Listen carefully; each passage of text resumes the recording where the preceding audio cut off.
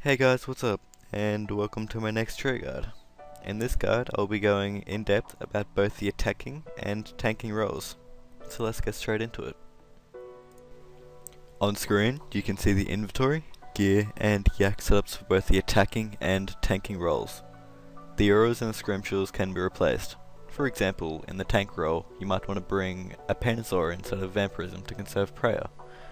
Or for the attacking role, you might want to swap the aura to Inspiration or Invigorate or something to help with adrenaline. Something useful that you should really consider doing is going to the Glacier Cave to get the Stone of Jest boost. You can easily access the Glacier Cave via the fairy rings, and you can very easily get to a fairy ring from the monastery teleport from either a comp cape or the Armadyl cloak. Once inside the Glacier Cave, you will do a badass emote and get a message in your chat box. The boost you get from the Stone of Jest is approximately 6% extra to everything combat related inside the God Wars dungeon. For those of you that are paying attention, the amulet in my inventory is an amulet of zealots, and it's extremely overpowered at the moment. It costs 40k dungeoneering tokens and does an extra 9% to any prayer. I would strongly recommend getting one of these before it gets nerfed. Anyway, let's move on to part 2 of the guide, which is attacking. I'll put the link to all the ability bars that I use in the description. For the attacking part, there's 2 ability rotations you can do.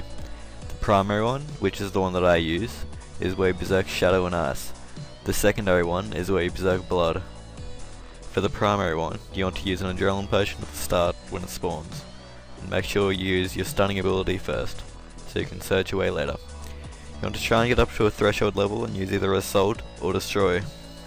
When next calls Fumus, you want to stand in the spot shown in the video and surge straight to Fumus. You want to use only basic abilities on Fumus to gain Adrenaline to use Berserk for the next phase.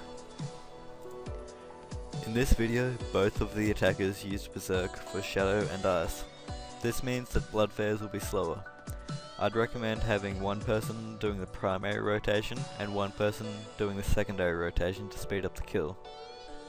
For Shadow phase, you want to use basic abilities until you get up to a threshold, then use either Assault or Destroy. Try not to get hit by the Shadow bleeds, because when berserked they can hit up to 900s, and that can be pretty deadly.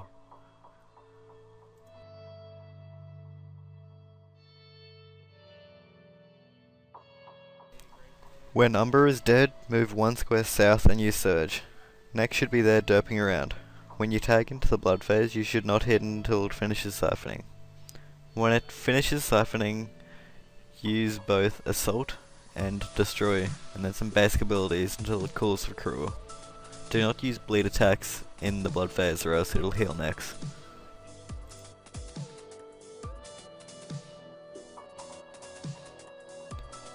Again, only use basic abilities on Cruel and build Adrenaline to use Berserk for the next phase. On Ice phase you can hug next, so you can just sit there and attack next.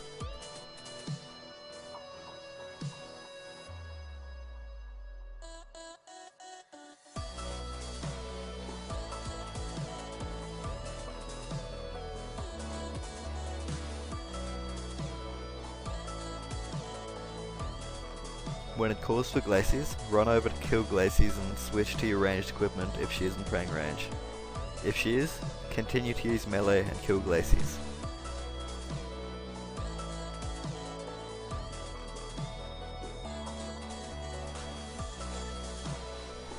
If the tank lures it correctly, it will jump right next to Glaciers. For the Zaros phase, use ranged unless it is praying, obviously. You can also soul split on Zaros phase because you can predict when it does a mage attack. I'm gonna speed up the rest of the clip because Zaros phase takes considerably longer than the other phases.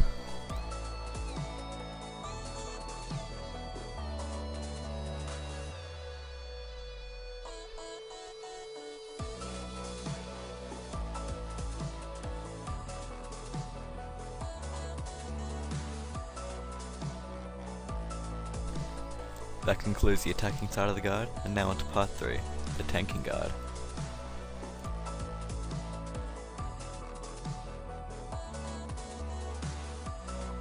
The tank's main job is to make sure that Nex is on you at all times, and to make your attacker's life easy. If done well, the tank should use very little to no food. On the first phase, stand on the opposite side to the attackers so they don't get the cough. use an adrenaline potion, and build up to threshold.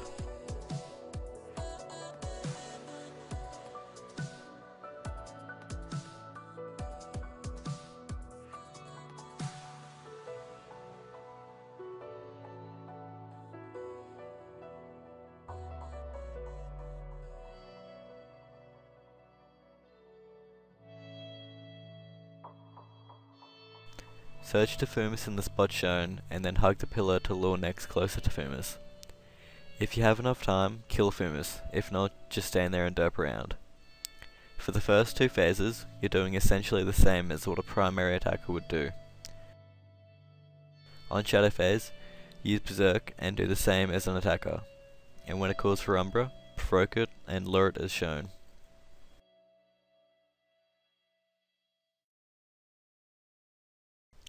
You can switch to a shield and use resonance if you need a heal. Yeah, what a pro heal.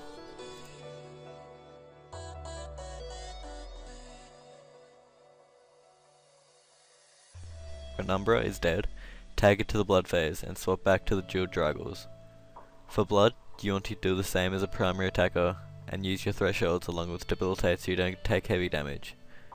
When it calls Cruel, lure it as shown and stand at the opposite side to the attackers so they don't get blood barraged.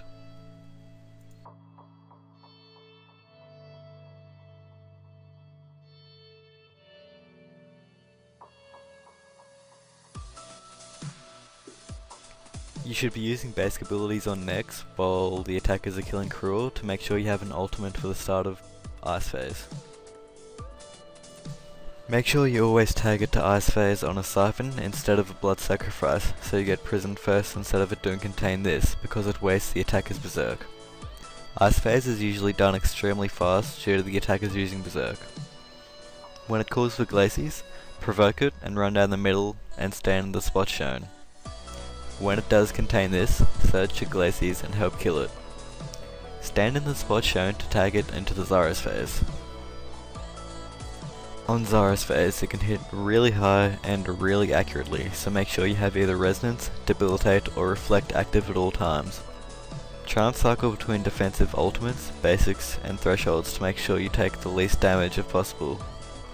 Also, make sure you have high prayer because it can smite you extremely easily, especially if you have the Spirit Shield on.